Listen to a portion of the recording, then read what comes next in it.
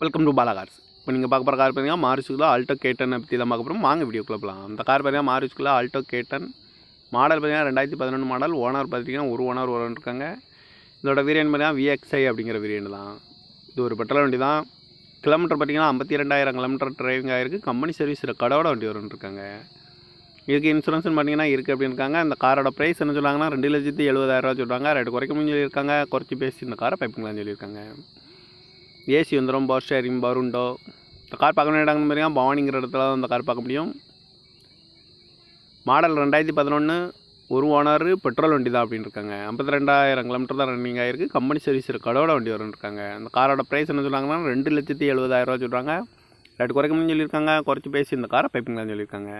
இந்த மாதிரி car வீடியோக்கெல்லாம் Bala car சேனலில் சப்ஸ்கிரைப் பண்ணிச்சுக்கோங்க. தேங்க்யூ ஃபார் வாட்சிங்.